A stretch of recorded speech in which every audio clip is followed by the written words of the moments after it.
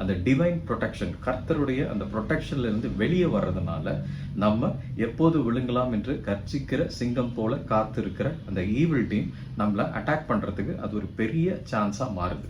அதனாலதான் வசனம் தெளிவாக சொல்கிறது, அந்த சூரியன் அஸ்தமாவதற்குள் அதோடைய கோபத்துடைய உச்சக்கட்டத்தையும் அந்த எரிச்சலையும் நீங்க பிரேக் பண்ணி ஆகணும். அப்படின்னா நமக்கு எப்போ யார் மேலும் ஒரு கோபம் வந்தாலும் அது நியாயமாக இருக்கலாம், அநியாயமா இருக்கலாம், ஒருவேளை நம்ம தவறே செய்யாம இருக்கலாம், அவங்க மேலதான் முழு தவறு இருக்கலாம், இருந்தாலும் நம்மளுடைய கோபத்தை நம்ம எவ்வளவு சீக்கிரம் உடைக்க முடியுமோ உடைச்சு அவங்களோட ஒப்புரவாகி நம்ம அந்த ப்ராப்ளத்திலிருந்து வெளியில வரணும். அந்த கோபத்துல நிலை நிற்கும் போது நமக்கு ஒரு மனசுக்குள்ள அந்த எரிச்சல், அந்த சமாதானம் குறைவு எல்லாம் நடந்த உடனே நம்மளால சாப்பிட முடியாது, தூங்க முடியாது.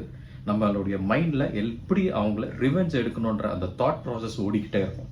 அப்போ தேவனுடைய முக்கியமான கட்டளை, தன்னை போல நீங்க பிறரை நேசிக்க வேண்டும், என் மீது அன்பு கூறுவது போல மற்றவர்கள் மேலும் நீங்க அன்பு கூறணும் போன்ற பிரதான கட்டளையை நம்ம மீறுவதாக மாறும். இந்த மீறுதல் நிமித்தமாக நமக்கு எல்லா விதமான வியாதிகளுக்கான டோர்ஸ் ஓபன் ஆகும்.